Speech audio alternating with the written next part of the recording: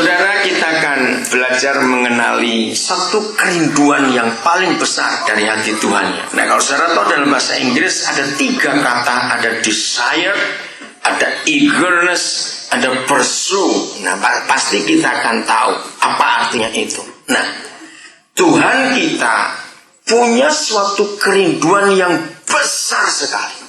Saudara, saya percaya sebagai manusia hidup, kita itu punya cita-cita, bukan? Dan itu tidak dosa, ya.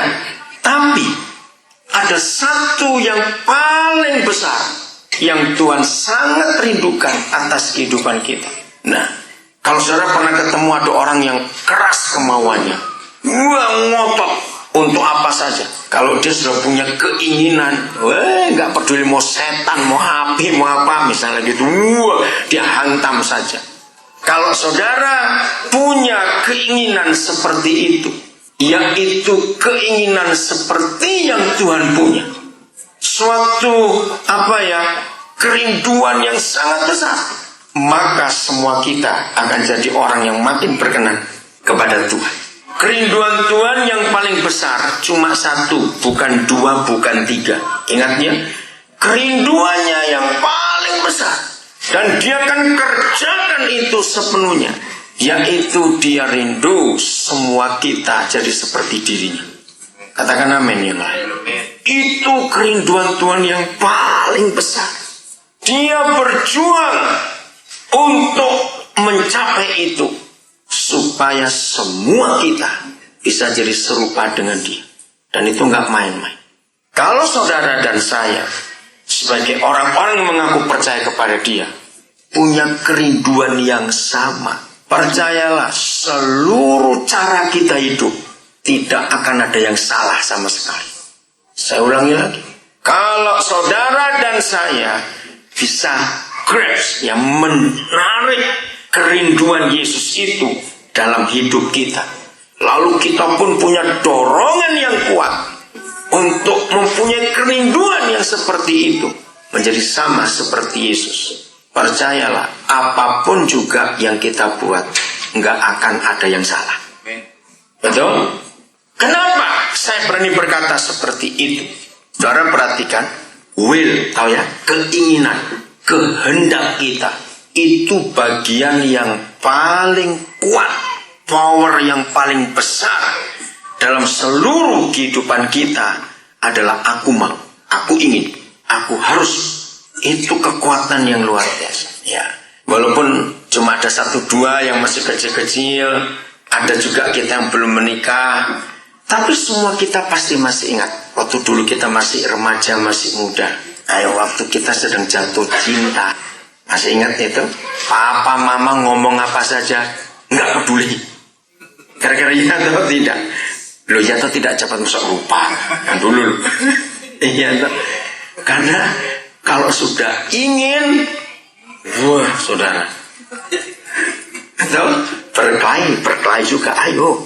Nah, maka itu keinginan yang ada. Siapa yang pernah punya bayi, sejak bayi itu sudah punya kemauan, wah, bayangkan bayi aja sudah sekuat itu keinginannya. Mana lihat nggak ada anak kecil tiba-tiba berontak, kasih ini nggak mau, itu nggak mau, nggak, pokoknya nggak. Kalah kita yang gede.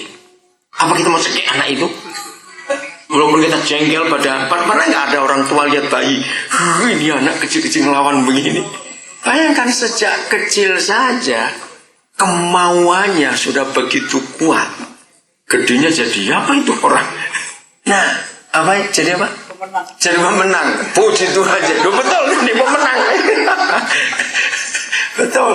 Saudara, jadi satu-satunya power dalam diri kita itu bukan di lengan kita begini, enggak. Iya, power dalam diri kita adalah kita berkata, I will.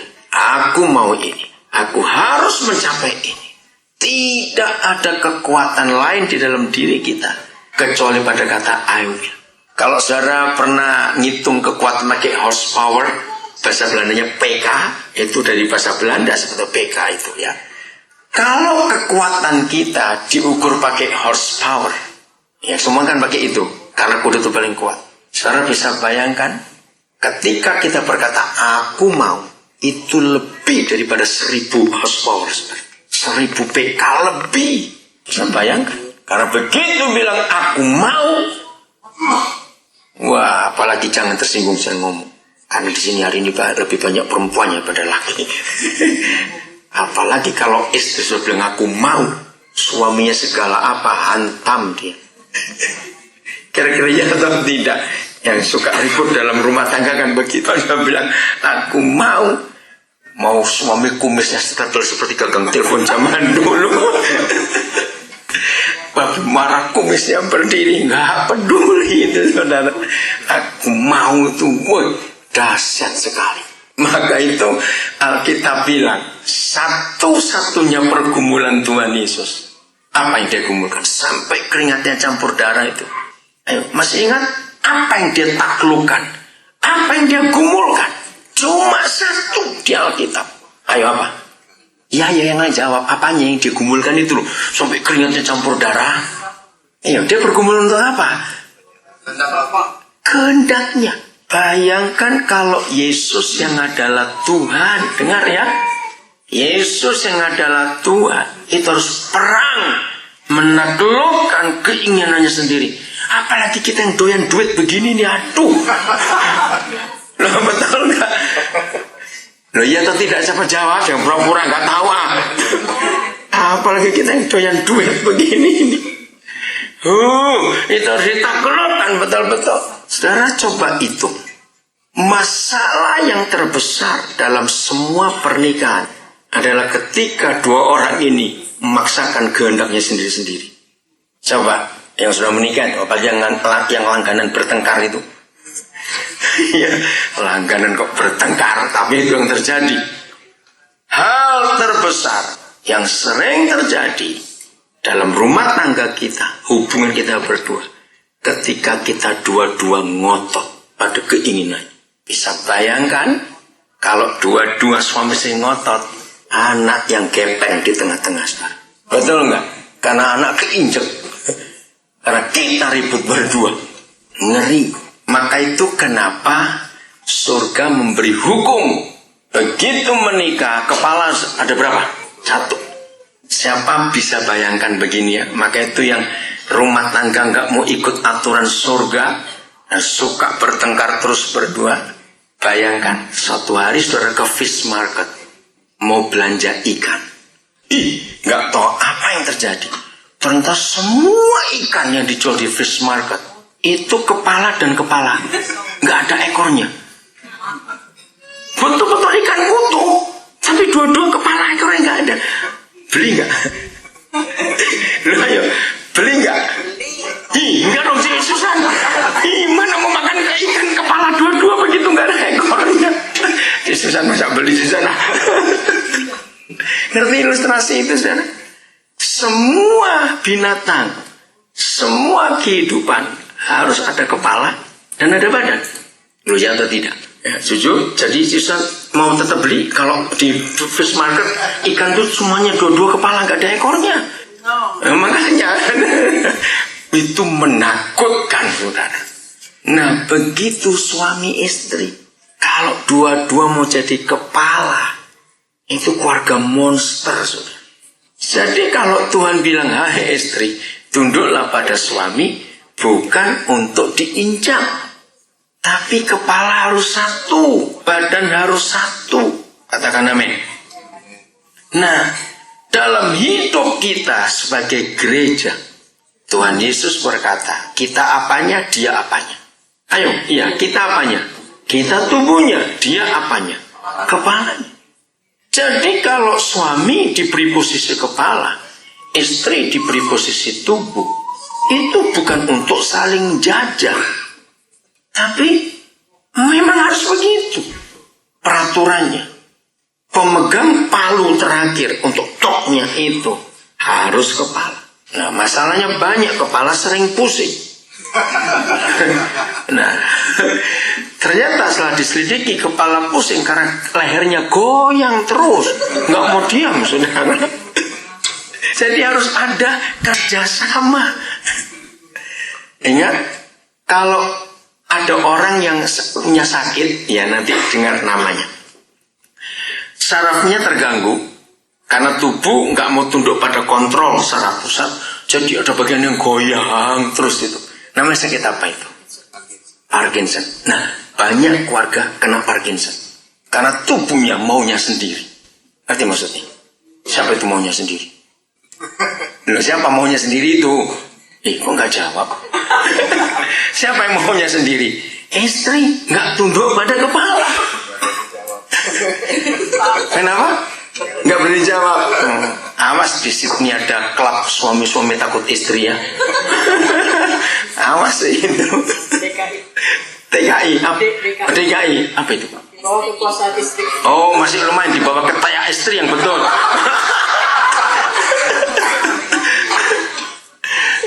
Saudara, jadi hal yang berbahaya dalam hidup kita ketika kita berkata I will, itu sangat berbahaya. Dan gara-gara itu surga juga berantakan. Ini yang sungguh mengagumkan. Ternyata kalau kita sebut God the Almighty, Dia yang maha kuasa, itu tidak. Sebab satu yang Dia tidak bisa buat, ketika kita berkata melakukan kehendakku, ya, aku nggak mau kehendak Tuhan, Tuhan kalah. Para sadar nggak, saudara? Tuhan bisa kalah dengan keinginan kita. Bayangkan seberapa besar kekuatan I will itu, sampai Tuhan saja harus nurut dan KO. Karena kalau kita sudah menyatakan kehendak kita menyatakan keinginan kita, Dia nggak bisa buat apa-apa. Karena Dia tidak bisa melawan kita. Di sini letaknya kejahatan dan masalah-masalah yang besar terjadi dalam diri kita ketika Tuhan kita taklukkan dengan kemauan kita sendiri. Sekarang kita balik, miliki keinginan yang besar, tidak mau menyerah kalah. Untuk apa tadi? Masa lupa? Belum setengah jam saya ngomong. Untuk apa tadi? Tadi itu dari awal saya ngomong apa tadi? Ya, kehendak apa? Keinginan kita itu yang begitu kuat, yang powernya begitu besar. Jangan dipadamkan, jangan dimatikan, tapi arahkan. Kemana tadi? Yang pertama kita belajar. Ya, menjadi apa? Serupa, sama dengan Yesus. Mari kita lihat ayat pertama ini. 1 Yohanes 3 ayat 2. Yang bawa terjemahan Amplified, saudara bisa baca itu. Ya, saya tahu saudara Tony bawa itu. Tontar kamu bacakan. 1 Yohanes 3 ayat 2. Saudara-saudaraku yang kekasih, manis sebutannya. Sekarang kita adalah siapa? Anak-anak Bapa di surga sekarang. Nggak ragu-ragu. Tetapi belum nyata apa keadaan kita nanti. Akan tetapi kita tahu bahwa apabila Kristus menyatakan diri, maka kita akan, ayo baca, menjadi apa? Sama seperti Dia. Bukan mirip, bukan persis, tapi sama seperti. Ini hebat sekali. Sebab kita akan melihat Dia dalam keadaannya yang sebenarnya. Kita dengar Amplified yang kuat. Beloved, we are even here and now God's children. It is not yet disclosed, made clear what we shall be hereafter. But we know that when He comes and is manifested, we shall, as God's children, resemble and be like Him. For we shall see Him and just as He really is. Saudara, saya akan terangkan ini dengan menggunakan contoh anak-anak. Kata ini menarik. Beloved, dikatakan, kita sekarang, gak kapan-kapan, sekarang adalah anak-anak Bapa di surga. Tapi aneh, tapi belum nyata apa keadaan kita nanti. Walaupun tidak semua kita yang sudah punya anak, tapi semua kita tahu. Bayi yang lahir, itu wajahnya berubah-berubah enggak, saudara? Aneh bukan? Itu sampai hari ini saya tuh belum ketemu jawabannya. Kenapa wajahnya bisa berubah-berubah? Nanti bisa kayak mamanya, tiba-tiba kayak papanya, nanti berubah lagi. Betul? Padahal dia itu ya anaknya 2 orang itu. Enggak diragukan lagi. Betul? Dia anaknya 2 orang itu. Sama seperti ayat ini. Sekarang, sejak kita bertobat dan percaya Tuhan Yesus, Kita anaknya. Betul? Tapi rupa kita belum jelas kayak siapa. Maaf, jangan tersinggung saya ngomong ini. Sebulan ini baik kayak Yesus, minggu depan kayak setan. Lo bisa nggak terjadi seperti itu? Lo bisa tidak? Bisa. Nah itulah kita. Nanti minggu depannya lagi kayak malaikat. Minggu depannya kayak maling. Aduh. Jadi kita juga bisa berubah-berubah. Kayak siapa kita belum tahu. Tapi Papa ingin semua kita jadi seperti Tuhan Yesus. Bukan mirip, sama seperti. Be like Him. Itu luar biasa. Sekarang belum. Siapa masih suka marah? Betul? Siapa masih suka tersinggung? Dan macam-macam lagi. Nah, untuk mengatasi itu, biarlah kemauan I will tadi itu kita fokuskan, kita arahkan kepada keinginan Tuhan. Bahwa Dia mau, Dia punya eagerness yang kuat sekali untuk kita menjadi serupa, menjadi sama dengan Dia. Amin, saudara. Nah, itu tiap hari. Begitu kita bangun pagi, saudara, langsung masukkan. Pokoknya hari ini aku harus jadi sama seperti Yesus. Hati-hati loh. Yang doa seperti itu belum keluar kamar bisa ada perkara untuk buat kita meledak. Betul tidak? Siapa yang pernah ngalami pagi-pagi bangun sudah doa, merenungkan Alkitab, aduh sudah hidupnya rohani indah dengan Tuhan. Tiba-tiba yang sebelah ini cari gara-gara. Siapa yang sebelah itu? Loh, siapa yang sebelah itu? Bisa suami, bisa istri, bisa cari gara-gara. Kenapa Betul tidak? Baru doa. Tuhan, hari ini aku mau sungguh-sungguh seperti Yesus. Aduh Tuhan, aku janji mulut ini ditahan Tuhan dulu. Jangan sampai salah ngomong dulu, jangan sampai. Baru amin, nendang yang sebelah. Ini ada apa? Padahal dia nggak sengaja. Ngerti nggak contoh-contoh kecil dalam hidup kita, saudara? Nah, hal-hal ini yang sering kali kita sebagai orang Kristen lupakan. Kita kadang-kadang terlalu tinggi mikirin surga, ala kejauhan, yang sini belum diurus, kok nggak jalan ke sana dulu ngapain? Setuju saya ngomong itu? Yang hari-hari ini bereskan dulu, jangan mikir yang jauh-jauh. Betul? Tiap hari dalam hidup kita terus arahkan. Ada suatu kerinduan yang besar. Aku harus jadi sama seperti Yesus. Nah, sehingga dari hari ke hari, minggu ke minggu, bulan ke bulan, tahun ke tahun, ada improve saya, ada progresnya. Jangan sudah ganti tahunnya berapa banyak kali. Tetap aja. Yang pemarah tetap pemarah. Yang suka tersinggung tetap tersinggung. Yang ini itu nggak ada perubahan. Kapan berubah? Padahal Tuhan Yesus rindu kita itu sama seperti Dia. Maka itu I will, aku mau, aku ingin ini. Kita fokuskan, kita arahkan kepada kerinduan Tuhan itu sendiri. Dan tiap hari kita melatih diri kita untuk dari hari ke hari kita makin benar, makin benar. Saudara, siapapun manusia itu, pokoknya yang namanya manusia punya target nggak dalam hidupnya? Coba jawab. Ayo, punya tidak? Orang miskin pun punya target tidak? Loh, saya tanya iya atau tidak? Nggak mungkin orang miskin target gini. Mudah-mudahan tahun depan aku tambah miskin. Nggak ada. Itu goblok sekali. Udah miskin, tahun depan tambah miskin. Nah, orang miskin saja punya target sudah dalam hidupnya. Ya, maaf. Orang bodoh punya target tidak? Loh, kok tertawa? Saya ini tanya kok. Orang bodoh punya target tidak? Punya. Nggak mungkin dengan bodoh terus. Apalagi orang bisnis. Betul? Nggak mungkin ada orang bisnis bilang, udahlah, nggak untung, nggak apa-apa, pokoknya pas terus. Goblok, betul. Nggak mungkin orang bisnis akan punya keinginan seperti itu. Dia harus ada peningkatan dalam hal apa sih? Nah sekarang, sebagai anak-anak Bapa di surga, apa target kita? Iya, jadi sama seperti Yesus. Itu target, saudara. Sudah habis bulan Agustus loh ini. Saudara heran nggak cepat benar sih? Baru Natal rasanya. Sudah mau Natal lagi. September, Oktober, November. Cepat benar. Nah, secepat itu waktu berlalu. Bagaimana hidup iman kita dan hidup kita dengan Tuhan Yesus? Harusnya meningkat terus.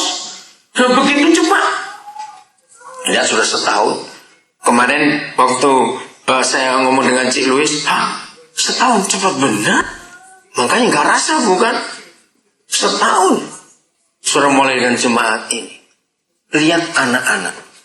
Walaupun semua anak waktu masih baby itu lucu, gemesin. Tapi nggak mungkin ada orang tua, nah jangan gede-gede ya, supaya kamu lucu terus. Goblok betul tuh orang tua. Ayo, ada nggak orang tua seperti itu?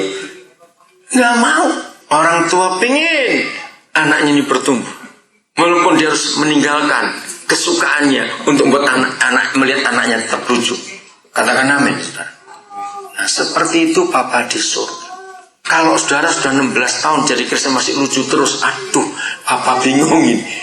Salah makan apa ini anak? Ayo kita bertumbuh dalam pengenalan, kan? Sekarang kita belum jelas seperti siapa, walaupun pasti kita adalah anak-anaknya.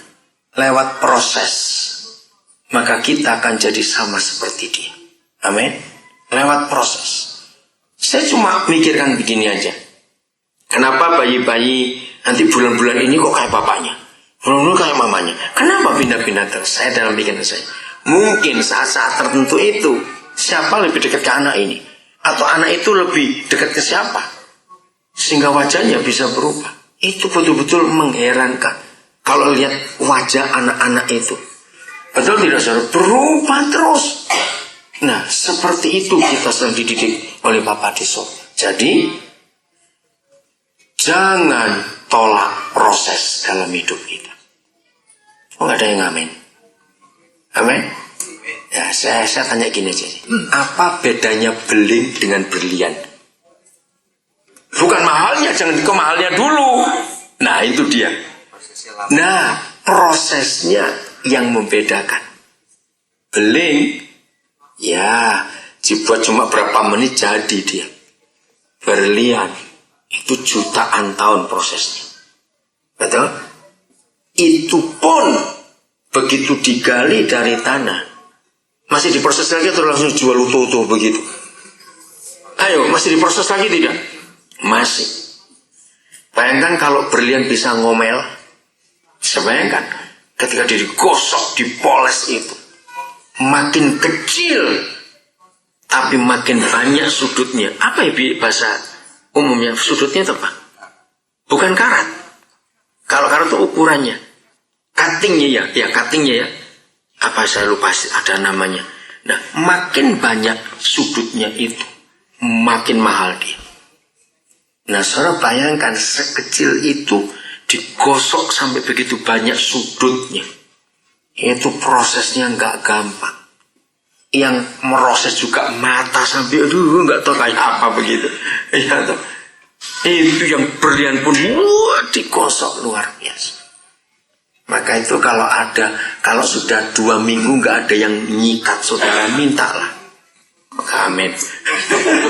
Kok nggak ada yang ngomelin saya hari-hari ini ya? Loh, serius. Kok nggak ada yang fitnah saya? Kok nggak ada yang nyinggung saya ya? Harapkan itu. Seperti seorang harapkan dapat duit sebanyak-banyaknya. Katakan amin cepat. Karena dengan proses itu, saudara, kita akan lebih cepat sempurna. Maka itu kenapa dalam Yesaya 53 Yesus disebut domba bisu. Harusnya dia bisa teriak, bisa ngomel. Nah, saudara tinggal di Australia, sudah sering lihat bukan motong bulu domba itu? Oh, domba yang nakal, meronta itu atau mau diambil bulunya itu. Tapi ada domba yang ngurut, diam aja, dijungkir, dibalik, doakan, diam saja. Yesus itu domba bisu. Dia nggak bantah, dia nggak balas. Maka itu siapa yang nggak digosok lagi sejak bulan April yang lalu? Wih, kelamaan itu. April, Mei, Juni, Juli, Agustus. Wih, 4 bulan nganggur. Minta Tuhan cepat kirim orang bisa ngosok sudah. Kok nggak amin lagi? Begitu kalau di SMS yang macam-macam bilang puji Tuhan, sebentar lagi aku mahal. Nah iya betul nggak? Sebentar lagi aku jadi mahal karena ada yang gosok hari ini. Jadi bersahabatlah dengan orang-orang yang menyakiti. Loh, nggak amin? Mungkin nggak jelas saya ngomong lagi. Maka itu bersahabatlah saudara dengan orang-orang yang Tuhan izinkan bisa menyakiti saudara. Amin kan cepat. Jangan cuma duit aja diaminkan. Karena lewat itu kita dibentuk saudara. Jadi kalau Tuhan izinkan yang paling dekat dengan kita jadi aneh-aneh, puji Tuhan. Loh, kok diam? Saya ulangi lagi. Kalau Tuhan izinkan yang dekat dengan kita jadi aneh-aneh, bilang puji Tuhan. Amin. Puji, betul itu. Puji Tuhan. Terima kasih Tuhan. Supaya makin mengkilat aku ini, makin banyak apa itu cuttingnya tadi itu. Dan itu indah. Dan proses ini tidak akan berhenti sebelum kita jadi sama seperti Yesus. Galatia 4 ayat 19. Galatia 4 ayat 19. Tony siapkan juga amplified-nya. Kita masih pada konsep bayi lahir mirip siapa nantinya. Ya, masih pada itu. Galatia 4:19. Hai anak-anakku, karena orang-orang kita layani, karena saudara kita yang kekasih, aku menderita sakit bersalin lagi. Nah, kata lagi nih buat saya bingung pertama kali saya belajar.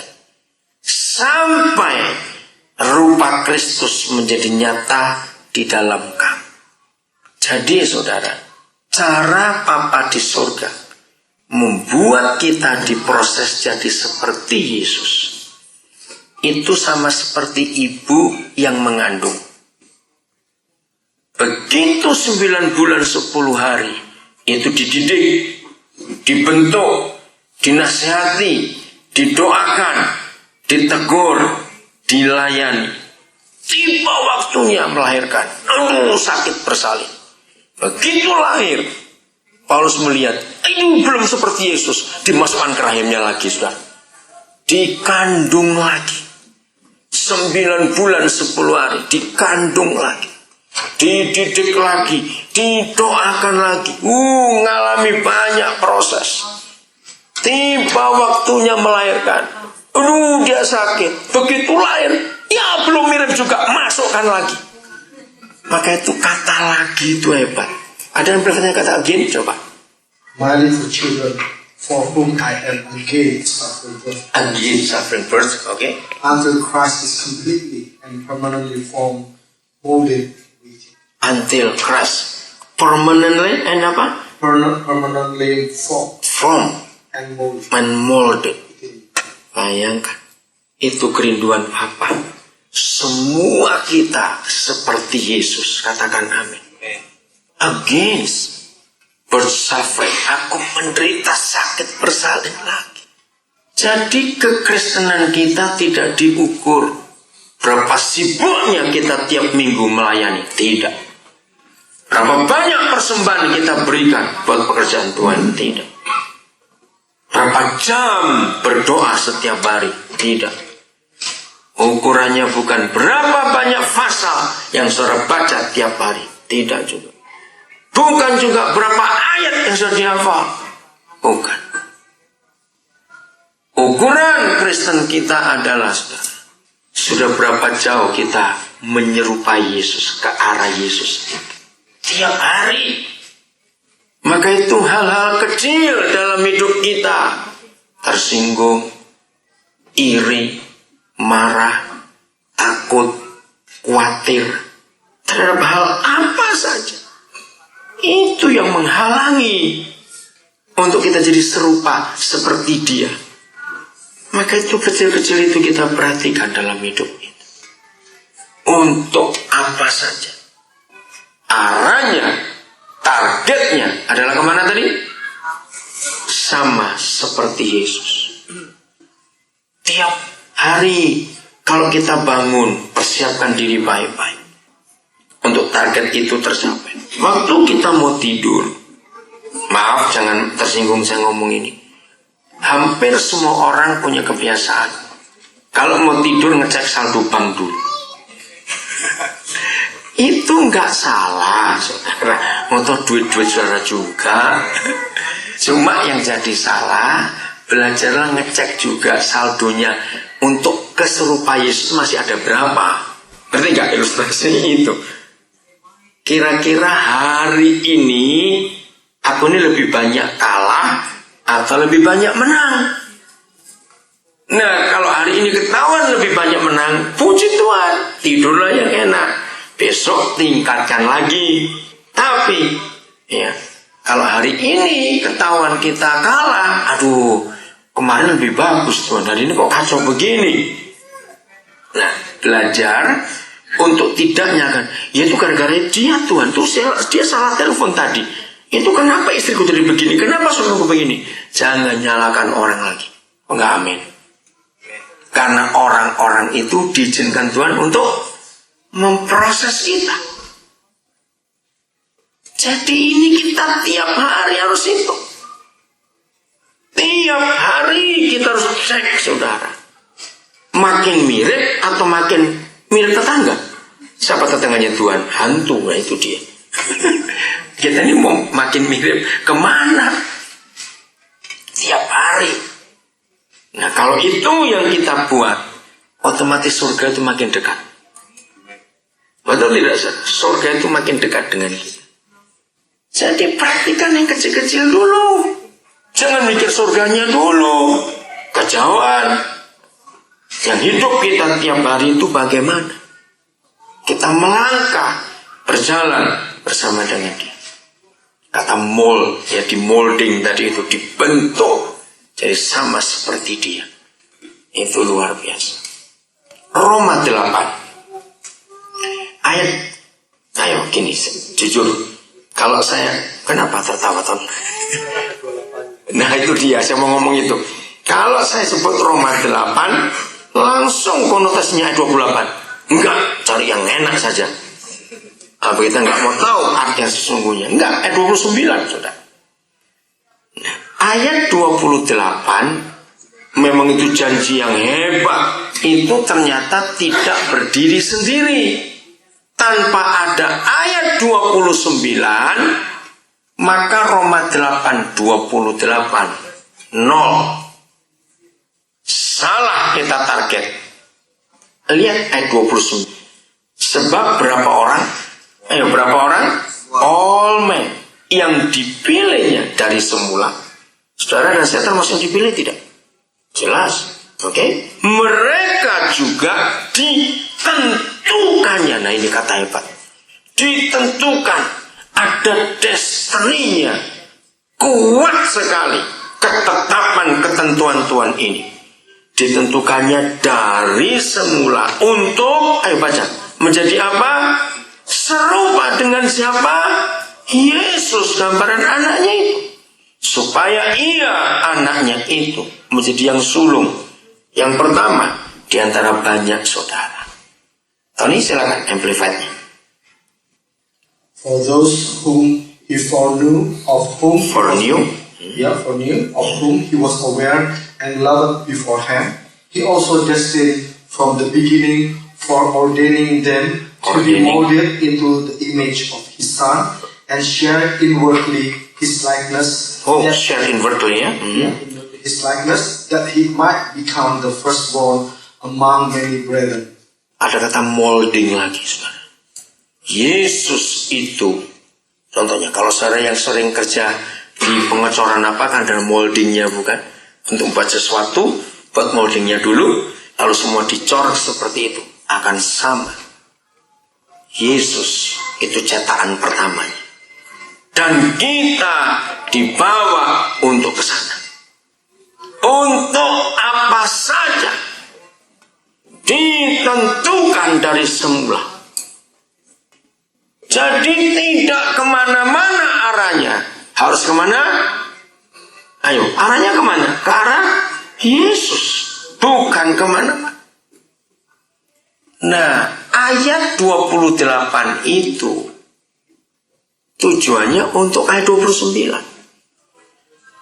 Jadi kita tahu sekarang bahwa Bapa kita selalu ikut bersama-sama dalam segala hal yang kita alami untuk mendatangkan apa? Goodness, kebaikan buat kita yang mengasihi Dia. Itu bukan untuk keuntungan kita, tapi itu untuk Dia, supaya targetnya tercapai. Kita tahu sekarang Dia selalu turut bekerja dalam berapa hal? Segala hal. Baik yang baik maupun yang tidak baik, yang untung maupun yang rugi, yang pahit maupun yang manis. Dengar, semuanya, termasuk apa yang Tuhan izinkan. Istri atau suami kita atau teman dekat kita berbuat yang jahat sekalipun, selalu Tuhan ikut bekerja di situ. Katakan amin. Selalu Tuhan turut bekerja, mendatangkan kebaikan. Kebaikan bukan untuk kita, supaya kita dimolding, dibentuk tadi, jadi sama seperti Yesus. Jadi kalau Tuhan izinkan hal-hal yang jelek sekalipun terjadi dalam diri kita, saudara, biarlah kita mau belajar untuk kita menjadi sama seperti Yesus. Oh, enggak, amin terus, susah bener. Apa target saudara kalau begitu? Jadi kalau ada teman dekat saudara, orang yang pernah saudara tolong dulu, sekarang balik mendung, paling gigit saudara, jangan diracun orang itu ya. Amin. Jangan diracun, ajak makan. Amin atau aman? Karena orang itu membentuk kita luar biasa. Saya kok tiba-tiba ingat satu tulisan yang saya pernah baca ini. Ini menarik sekali untuk sampai ini saya tuh nggak tahu siapa yang buat diskusi ini. Ya, ini ada dua orang yang sama-sama mati, satu ateis, satu Kristen. Tapi aneh, yang Kristen sudah masuk neraka, yang ateis masuk surga. Nah, kita bingung melihat ini. Tapi saya setuju. Saya minta ada orang Jakarta di sini yang bisa baca. Karena ini dialek Betawi. Mana orang Jakarta mana? Siapa? Along aja, Along ya betul. Long sini Long, kamu Long. Lebih tepat kamu Long. Ya, Long jago. Nah, sini Long. Coba Long. Jangan lama-lama. Rudi Pacinko. Nasi uduk kok. Nasi uduk. Oke ya, baca yang baik. Suatu hari itu aja. Iya. Suatu hari di surga, menghadaplah seorang ateis dan seorang Kristen fanatik. Tuhan memutuskan untuk memasukkan si ateis ini ke surga, namun si Kristen malah masuk neraka. Jelas saja jika si Kristen protes. Tuhan menjawab, loh, kok ini ngerepotin gua melulu? Sakit bukannya minum obat tapi malah nyuruh gua sembuhin. Lu yang utang suruh gua yang lunasin. Gue disuruh jadi satpam jagain rumah lu. Lu dipukul orang gara-gara suruh jadi Kristen, terus lu bilang gue yang nyuruh-nyuruh. Baru ngasih duit ke gereja, ceban aja gue disuruh balikin cepet tiaw. Lu yang enak-enakin bikin anak, tapi gue lagi suruh pelihara dan jagain. Pakai acara bilang gue yang ngasih lagi. Kemarin lu mati gara-gara udah tahu lu darah tinggi, malah tetap makan sate kambing dan duren. Capek deh. Sekarang lu mati, seluruh keluarga lu bilang lu gue yang manggil lu. Apaan sih lu? Sekarang lu kesini mau apa? Hah? Lu cuma mau rumah gue kan? Enak aja lu. Lu lihat tuh si ateis, kagak pernah ngerepotin gue. Tiap hari melakukan kebaikan meski dia belum tahu gue, tapi sekarang dia mau terima dan percaya gue sebagai Tuhan. Hatinya tulus tanpa pamrih. Ya jelas aja gue pilih dia daripada lu. yang ngakunya Kristen, tapi kagak ngerti maunya gua apa. Percuma lu ngaku sebagai anak gua, tapi kagak pernah jadi seperti gua. Lu sama gua kagak ada mirip-miripnya mas